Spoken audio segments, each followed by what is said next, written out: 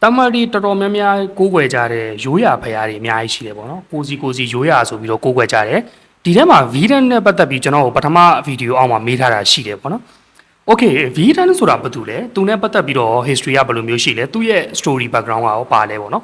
အဲ့ဒါကိုကျွန်တော်တို့ဒီဗီဒီယိုထဲမှာကြည့်အောင်ပထမဆုံးဗီဒန်ဆိုတာဘာတူလဲတော်တော်များများကဒီဟိန္ဒူမျိုးနွယ်တွေတမန်မျိုးနွယ်တွေထဲမှာဒီဇက်နှိမ်ဇက်မြင့်ခွဲတာတွေရှိတယ်ပေါ့နော်တော်တော်များများကပြောကြလဲဆိုတော့ဒီဗီဒန်ဆိုတာဇက်နှိမ်ဆိုတဲ့ပုံစံမျိုးပြောကြတာတွေရှိတယ်တချို့တွေကြတော့မဟုတ်ဘူးသူကဘယင်မျိုးနွယ်ကနေလာတာဆိုပြီးတော့ပြောကြတာတွေရှိတယ်ပေါ့နော်ဒါနဲ့ပတ်သက်ပြီးတော့ကျွန်တော်တို့ဒီဗီဒီယိုထဲမှာကြည့်ရမယ်ဘယ်လိုမျိုးဒီဇက်လန်တွေဖြစ်လာတာလဲပေါ့နော်ပထမအဆုံးဗီဒန်ဆိုတာကကြတော့ဘယင်မျိုးနွယ်စုတစုကနေမွေးဖွားလာတာပေါ့နော်မွေးဖွားလာပြီးတော့သူမွေးဖွားတဲ့အချိန်မှာဒီနက္ခတ်ပညာရှင်တွေကနေပြီးတော့ဗာပြောလဲဆိုတော့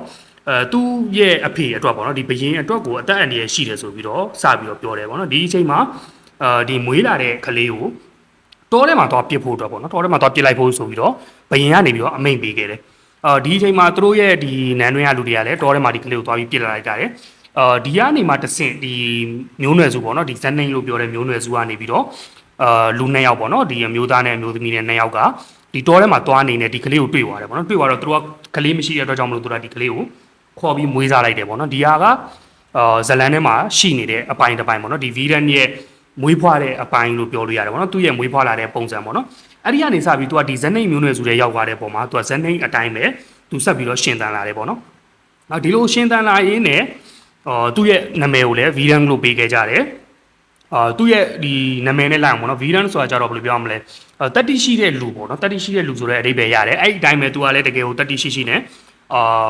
တကယ်ကိုခွန်အားကြီးတဲ့လူတယောက်ပေါ့နော်တကယ်ကိုစွမ်းအားကြီးတဲ့လူတယောက်အနေနဲ့ရှိလာတယ်ပေါ့နော်စွမ်းအားကြီးတဲ့လူတယောက်အနေနဲ့ပဲစတိုက်ရှိလာတယ်ဒီလိုနဲ့ပဲ तू ကအမြဲတမ်းဒီဇက်နှိမ်ဆိုတဲ့ပုံစံနဲ့နှိမ်ခံလာရတာကိုလည်း तू အနေနဲ့ तू စိတ်ထဲမှာလုံးဝမခံရနိုင်အောင် तू ကြုံခဲ့ရတာတွေလည်းရှိတယ်ပေါ့နော်ဒီလိုပဲတရက်မှာ तू ဘာလုပ်လဲဆိုတော့ဒီတောထဲမှာပေါ့နော်တောထဲမှာ तू ဒီတိုင်းလဲပတ်ရင်လည်းအမျိုးသမီးတယောက်ရင်နစ်နေတာကို तू ကယ်ခဲ့တယ်ပေါ့နော်ဒီအမျိုးသမီးကဘာတူလဲဆိုလို့ရှိရင်အခြားဒီမျိုးတစ်မျိုးကဘယင်ပေါ့နော်သူ့ရဲ့ဘယင်ရဲ့သမီးပေါ့နော်သူကဒါကိုလည်းမသိဘူး तू ကယ်ခဲ့တယ်ကယ်ခဲ့တဲ့နောက်ပိုင်းမှာतू လည်း तू မျိုး तू ပြန်သွားတယ်ဒီမင်းဒီမျိုးသမီးကလည်းသူ့မျိုးသူပြန်သွားတယ်ပေါ့နော်ဒီအချိန်မှာဘာဖြစ်လဲဆိုတော့ဒီသူကယ်ခဲ့တဲ့အမျိုးသမီးကတရက်ကြတော့ဘာဖြစ်လဲဆိုတော့သူ့ကိုမင်္ဂလာဆောင်မှုအတွက်သူတို့ရဲ့ဒီနန်းတွင်းမှာစီစဉ်ကြတယ်ပေါ့နော်စီစဉ်တဲ့အခါမှာဒီမျိုးသမီးမှာကြတော့ဘယ်လိုပြောမလဲမင်္ဂလာဆောင်လို့ရှိရင်ဖြစ်နိုင်တဲ့ပြဿနာတွေအများကြီးရှိနေပေါ့နော်ဒါကိုရရချေရမယ်ဆိုတဲ့ပုံစံမျိုးနဲ့တောထဲမှာ48ရက်ပေါ့နော်48ရက်သွားပြီးတော့တယောက်တည်းနေပြီးတော့ဘယ်လိုပြောမလဲဥပုသ်ဆောင်ရမယ်ရရချေရမယ်ပေါ့နော်ပြောချင်တာအဲ့လိုပုံစံမျိုးသွားပြီးလုပ်ဖို့အတွက်ကိုပြောခဲ့ကြတယ်ပေါ့နော်ဒီပြည်တွင်ပညာရှင်တွေကနေပြီးတော့အဲ့ဒါအတွက်ကိုသူကတော်ထဲမှာသွားပြီးနေတဲ့အချိန်မှာဘာဖြစ်လာလဲဆိုတော့ဒီဇက်နှိမ်မျိုးနွယ်စုကလူတွေကတယောက်ချင်းစီရာတရားကိုလာပြီးတော့48ရက်လုံးစောင့်ပေးရမယ်ပေါ့နော်အဆောင်ပုံစံမျိုးပေါ့တော်ထဲမှာဆိုတော့ဒါအဆောင်ပုံစံမျိုးလာနေပေးရမယ်ဆိုတော့အခြေအနေတစ်ခုဖြစ်လာတယ်ဒီအချိန်မှာလည်းဒါပြောတဲ့ဒီဗီဒန်ကသူကတရက်သူ့အတွက်တာဝန်ကြတယ်ပေါ့နော်အဲ့ကြားတဲ့နေ့မှာသူလာတဲ့အချိန်မှာဒီအမျိုးသမီးနဲ့သူနဲ့တယောက်နဲ့တယောက်သဘောကျသွားကြတယ်ဒီသဘောကျတဲ့ဟာလည်းနောက်ပိုင်းဒီဘယင်ရက်တိလာတယ်ပေါ့နော်တိလာတဲ့နောက်ပိုင်းမှာသူကလုံးဝလက်မခံဘူးအဲ့တော့သူတို့ကဒီဗီဒန်ကလည်းသူရအောင်ယူလိုက်တယ်ပေါ့နော်ယူပြီးတော့သူတို့အခြားမျိုးတစ်မျိုးကိုသူတို့ပြောင်းသွားလိုက်ကြတယ်ဒီမျိုးမှာမနေတော့ပေါ့နော်စနေတာဘယင်နဲ့သူတို့နဲ့ပြဿနာတွေပဲတက်နိုင်တဲ့အတွက်ကြောင့်သူတို့အခြားမျိုးတစ်မျိုးကိုပြောင်းသွားတယ်ပေါ့နော်ဘယ်ဘက်ကိုပြောင်းသွားလဲဆိုရင်တတိချိဘက်ကိုပြောင်းသွားတယ်သူတို့ဒီမျိုးတစ်မျိုးကနေသူတို့တတိချိဘက်ကိုပြောင်းသွားတယ်အဲ့ဒီတတိချိဘယင်ကကြတော့ဒီဇန်နေဇမင်းတွေပြောလို့ရှိရင်ဒီလိုမျိုးပြဿနာတွေကိုသူကတိတ်ပြီးတော့မကြည့်တဲ့လူတယောက်ပေါ့နော်မကြည့်တဲ့ပုံကိုတယောက်ဖြစ်တဲ့အတွက်ကြောင့်မလို့သူကဒီ2ယောက်လုံးကိုသူလက်ခံထားတယ်သူနိုင်ငံထဲမှာပေါ့နော်လက်ခံထားတယ်ပြီးတော့ဒီဗီဒန်ရဲ့စွမ်းအားတွေသူ့ရဲ့ဒီခွန်အားတွေကိုကြည့်ပြီးတော့လေဒီဘယင်ကြီးကအရန်ဗီဒန်ကိုလေးစားခဲ့တယ်ပေါ့နော်လေးစားခဲ့တယ်သူရဲ့ဒီစစ်တပ်ထဲမှာလည်းစစ်သူကြီးနေရာကိုသူပေးခဲ့တယ်ပေါ့နော်ဒီပုံကိုရဲ့စွမ်းအားတွေခွန်အားတွေကိုကြည့်ပြီးတော့ပေးခဲ့တယ်ဒီအခြေအနေမှာဘာဖြစ်လာလဲဆိုတော့မဒူရိတ်ဘက်ကနေပြီးတော့ဘယင်ကတခုอ่ะပေါ့နော်ဒီတတိချိဘယင်ရဲ့တငယ်ချင်းပေါ့နော်မဒူရိတ်ဘယင်ကနေပြီးတော့သူ့ရဲ့မျိုးမှာခဏဒီတခုဓမြအန်ရည်တွေကြုံနေတယ်ပေါ့နော်သူတို့အနေနဲ့ထိန်းဖို့လည်းအစင်မပြေတွေဖြစ်နေတယ်သူတို့ဖြစ်နေတယ်ပေါ့နော်အဲ့လိုမျိုးဆိုတော့ဒီအရင်ခေတ်ကကျွန်တော်တို့နိုင်ငံတနိုင်ငံနဲ့တနိုင်ငံအဲ့လိုမျိုးအကူအညီတောင်းတာတွေအပေးယူတွေရှိတယ်ပေါ့နော်အဲ့လိုမျိုးချင်းတွေမှာဒီမဒူရိတ်ဘယင်ကဘာလို့လဲဆိုတော့တတိချိဘယင်ကိုသူကစာပို့ခဲ့တယ်ပေါ့နော်ဘာပို့ခဲ့လဲဆိုလို့ရှိရင်တတိချိမှာဒီလိုမျိုးဒီစွမ်းဘယ်လိုပြောမလဲလုံးဝသူရဲကောင်းတယောက်ရှိရင်သူ့ကူညီပါပေါ့နော်ဒီလိုအန်ဒီရတွေကြုံနေဆိုတော့တတိချိဘယင်ကလည်းဘာလို့လဲဆိုတော့ဒီအချိန်မှာဗီဒန်ကိုဒီမဒူရိတ်ကိုတွားဖို့အတွက်သူလွတ်ခဲ့တယ်ပေါ့နော်မဒူရိတ်ကိုတွားဖို့အတွက်လွတ်ခဲ့တယ်အဲ့ဒီအချိန်မှာလည်းဗီဒန်ကသူတွားခဲ့တယ်တွားပြီးတော့ဒီလိုမျိုးညဘက်တွေသူရွာထဲမှာကင်းလဲတယ်ပေါ့နော်ကင်းလဲတဲ့အချိန်မှာဘာဖြစ်လဲဆိုတော့အဲ့ခါကျတော့အခုဒီနေ့ခေတ်ပုံစံနဲ့ပြောမှဆိုမင်းသားမင်းသမီးအဆိုတော်တွေပုံစံပေါ့ဒီနန်းတွင်းမှာ ဖြော်ဖြေတဲ့လူတွေရှိတယ်ပေါ့နော်ဖြော်ဖြေတဲ့လူတွေရှိတယ်အဲ့ဒီကကောင်မလေးတယောက်ကဒီဓမြတိုက်တဲ့အန်ဒီရနဲ့ကြုံတယ်ပေါ့နော်ကြုံတဲ့အချိန်မှာဒီဗီဒန်ကဝင်ပြီးတော့ကယ်ခဲ့တယ်ကယ်ပြီးတော့ဒီပြဿနာပြီးသွားတယ်ပေါ့နော်ပြီးသွားတယ်အဲ့ဒီပြီးသွားတဲ့အချိန်မှာနောက်ပိုင်းကျတော့ဘာဖြစ်လဲဆိုတော့ဒီကောင်မလေးကဒီဗီဒန်ကိုသဘောကျခဲ့တယ်ပေါ့နော်သူရဲကောင်းတယောက်ဆိုတော့သူ့အနေနဲ့သူသဘောကျခဲ့တယ်ပြောမှဆိုလို့ရှိရင်တော့crash ပေါ့နော်ဒီပုံကိုသူသဘောကျခဲ့တဲ့ပုံမှာဒီသတင်းကလည်းရွာထဲမှာတဖြည်းဖြည်းနဲ့ပြန့်လာတယ်ပြန့်လာပြီးနောက်ဆုံးဘာဖြစ်သွားလဲဆိုတော့ဘယင်ကြီးရဲ့နားထဲကိုရောက်သွားတယ်ပေါ့နော်ဒီမသူရိတ်ဘယင်ရဲ့နားထဲကိုရောက်သွားတယ်ရောက်သွားတော့မသူရိတ်ဘယင်ကဘာလဲဆိုတော့ဒီကောင်မလေးကိုသူကသဘောကျန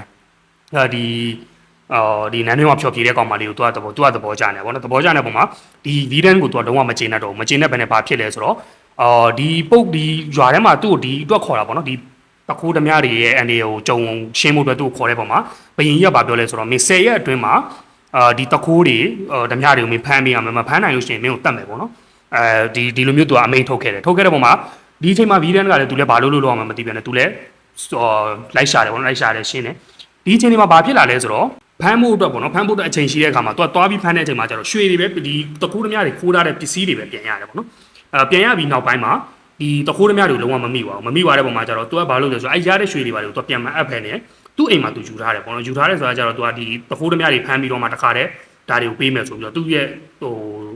ခံယူချက်တစ်ခုပေါ့နော်အဲ့လိုမျိုးသူလုပ်တဲ့အချိန်မှာရက်ကပြေသွားတယ်ပေါ့နော်ရက်ကလည်းပြေသွားတယ်ဒါကိုဘယင်ကြီးကလည်းတိတယ်ဒီပစ္စည်းတွေသူ့အိမ်မှာရှိရဆိုတော့လည်းတိတယ်အဲ့ဒီနောက်ပိုင်းမှာသူကဘာလို့လဲဆိုတော့ဒီဗီဒန်ကိုပြောရမယ်ဆိုရင်တော့သူကဒါကောင်မလေးတယောက်ကြောင့်သူတမင်ဝင်စင်ပြီးတော့တတ်တဲ့ပုံစံပေါ့နော်ဒါပေမဲ့သူကဒီအကြောင်းပြချက်ကိုတော့ဒီရွှေတွေကိုဗီဒန်ကဒီတခိုးဓမြတွေနဲ့ပေါင်းပြီးခိုးထားတယ်ဆိုတဲ့ဟာပုံစံမျိုးသူကဖန်တီးပြီးတော့ဒီတယောက်ကိုတတ်ဖို့အတွက်သူကအမိန်ချခဲ့တယ်ပေါ့နော်အမိန်ချတဲ့အချိန်မှာဒီအရင်ခေတ်ကကျတော့တပ်တိမ်မိတ်ပေါ့နော်ဟိုနန်းတော်ဒီပုံကန်တာပဲဖြစ်ဖြစ်ဒီလိုမျိုးတစ်ခုခုဘယင်းအမိန်ကိုတိမ်မိတ်ပြီးလို့ရှိရင်တတ်တဲ့နေရာဆိုပြီးတစ်ခုတနေရာတက်ရှိတယ်ပေါ့နော်အဲ့နေရာမှာဗီဒန်ကိုတတ်ဖို့အတွက်ကိုစီစဉ်လိုက်ကြတယ်ပေါ့နော်စီစဉ်လိုက်ကြတယ်ဒါပေမဲ့ဗာလဲဆိုတော့ဗီဒန်ရဲ့အမျိုးသမီးရောဖြစ်ဖြစ်ပေါ့နော်ပြီးတော့ဒီနန်းတွင်းမှာဖျော်ဖြေတဲ့အမျိုးသမီးပဲဖြစ်ဖြစ်ပေါ့နော်သူတို့ကလာပြီးတော့ဘယင်းကြီးကိုရှင်းပြပြီးတော့သူတို့တောင်းပန်ကြတယ်ပေါ့နော်တောင်းပန်တဲ့အချိန်မှာဒီဘယင်းကြီးကလည်းသူ့အနေနဲ့သူပြန်စဉ်းစားပြီးတော့သူ့ရဲ့အမြင်ပေါ့နော်သူ့ရဲ့အမြင်ကကြတော့ဘယ်လိုလဲဆိုတော့ဒီပုဂ္ဂိုလ်သူကပဲအကူအညီတောင်းပြီးတော့တန်ကြဒီတတိချီကနေပြီးတော့သူခေါ်ထားတယ်ပေါ့နော်သူကိုယ်တိုင်ခေါ်ပြီးတော့သူကိုယ်တိုင်ဒါမျိုးလုပ်တာသူ့အတွက်လည်းမကောင်းဆိုတော့သူကပြန်ပြီးတော့တတိပြန်ဝင်လာတယ်ပေါ့နော်တတိဝင်လာပြီးနောက်ပိုင်းမှာသွားပါလဲဆိုတော့ဒီအမိန့်ကိုသူဖြတ်ဖို့အတွက်ကိုသူလည်းအဲ့တက်ကွင်းကိုအမြန်လိုက်သွားတယ်ပေါ့နော်လိုက်သွားတဲ့အချိန်မှာဒါမမီတော့ဘူးပေါ့နော်ပြောမှဆိုလို့ရှိရင်လိုက်သွားတဲ့အချိန်မှာမမီပဲနဲ့ဒီဗီဒန်ကိုသူတို့တတ်လိုက်ကြတယ်ပေါ့နော်တတ်လိုက်ကြတဲ့အချိန်မှာဘယင်းကြီးကလည်းဒီအချိန်မှာနောင်တရတယ်ပေါ့နော်ပြောမှဆိုလို့ရှိရင်သူဒီလူတယောက်ကိုသူအကူအညီတောင်းလို့လာတဲ့လူတယောက်ကိုသူတတ်လိုက်တယ်ဆိုတော့သူလည်းနောင်တရတယ်နောင်တရပြီးတော့သူ့အနေနဲ့သူစပြီးတော့ဒီဗီဒန်ကိုစပြီးကိုးကွယ်တယ်ဆိုတဲ့အယူကိုတရားရနေစယူခဲ့တယ်ပေါ့နော်အဲ့ဒီအချိန်မှာဒီဗီဒန်ရဲ့အမျိုးသမီးရောပြီးတော့ဒီသူ့ကိုကြိုက်ခဲ့တဲ့ဒီကောင်မလေးရောသူတို့စပြီးတော့အဲ့ရနေကိုးကွယ်မှုစခဲ့တယ်ပေါ့နော်ပြောရမယ်ဆိုသူတို့ကြောင့်တေသွားတဲ့လူတယောက်ကိုသူတို့ဒီမသူရိတ်မှာမသူရိတ်ဗီဒန်ဆိုတဲ့နာမည်နဲ့စပြီးတော့ကိုးကွယ်ခဲ့တယ်ဆိုပြီးတော့story ရှိတယ်ပေါ့နော်ဒီ story မှာကျတော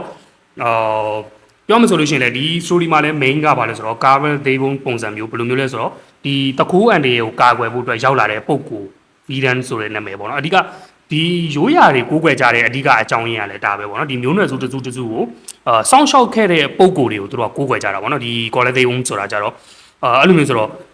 ့တော်တော်များများတော့ဒီနေရာမှာဘာပြောကြလဲဆိုတော့နတ်လို့ပြောကြတယ်ပေါ့နော်နတ်ဒီရွာဆောင်နဲ့ဒီမျိုးနွယ်ဆောင်အဲ့လိုမျိုးနတ်လို့ပြောကြတဲ့အယူကိုတော့ကျွန်တော်အနေနဲ့ကျွန်တော်လက်မခံဘူးပေါ့နော်အဲ့ဒါရဲ့အဓိကအကြောင်းရင်းကလည်းဘာလဲဆိုတော့ကျွန်တော်တို့ကဟိုကိုယ့်ကိုစောင့်ရှောက်တဲ့ပုံကိုယ်တွေကိုကိုးကွယ်ကြတာပေါ့နော်အခုအဓိကဖျားပဲဖြစ်ဖြစ်ဘသူအကုန်လုံးပေါ့နော်အခု Lord Shiva ဆိုလို့ရှိရင်လည်းကိုယ့်ကိုစောင့်ရှောက်တဲ့ပုံကိုယ်အနေနဲ့ကိုးကွယ်ကြတယ် Lord Vishnu နေဆိုလို့ရှိရင်လည်းကိုယ့်ကိုစောင့်ရှောက်တဲ့ပုံကိုယ်အနေနဲ့ကိုယုံကြည်ပြီးတော့ကိုးကွယ်ကြတာပေါ့နော်အဲ့တော့ကျွန်တော်ရဲ့အမြင်ပေါ့နော်တန်ဒီအကုန်လုံးကိုကျွန်တော်တို့ကဟို net တွေပါတယ်ဆိုပြီးတော့တွားပြီးတွေးမဲ့အစားပေါ့နော်ဟိုကိုယုံကြည်ရကိုးကွယ်ရဖျားဆိုတဲ့အယူကိုပဲကျွန်တော်ရဲ့အမြင်ပေါ့နော်ကျွန်တော်ရဲ့ personal အမြင်ကတော့ကျွန်တော်အဲ့လိုပဲမြင်တယ်ကျန်တဲ့လူတွေကတော့ net ဆိုပြီးတော့သုံးလုံးကြတာကြီးလည်းကျွန်တော်တို့တွေ့တယ်ပေါ့နော်ဒါပေမဲ့ဟိုဘလို့ပဲဖြစ်ဖြစ်ပေါ့နော်ဒီအယူအစားတော့ဟိုဟာဖြစ်ပေမဲ့သူ့ရဲ့ story ကတော့ဒီ Vidan ရဲ့ story ကတော့ဒီလောက်ပဲကျွန်တော်မေးထားတာတွေရှိသေးတယ်ပေါ့နော်နောက်ထပ်ဒီ Moniswaran အကြောင်းမေးထားတာတွေရှိတယ်ပြီးတော့တချို့မေးထားတာတွေရှိတယ်ပေါ့နော်ကျွန်တော်အချိန်ရရင်ကျွန်တော်ဗီဒီယိုလေးလုပ်ပြီးတင်ပေးပါမယ်နောက်ထပ်ဗီဒီယိုတစ်ခုမှာကျွန်တော်တို့ပြန်တွေ့ပါမယ် see you